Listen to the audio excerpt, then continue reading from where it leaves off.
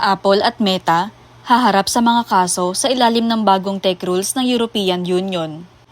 Posibleng maharap sa mga kaso ang Apple at Meta platforms dahil sa hindi pagsunod sa bagong mga regulasyon ng European Union o EU na naglalayong pigilan ang kapangyarihan ng mga tech giants ayon sa mga sources na may direktang kaalaman sa usapin. Ito ay ang parehas na European Commission na nagsagawa ng mga investigasyon sa Google noong Marso sa ilalim ng Digital Markets Act o DMA.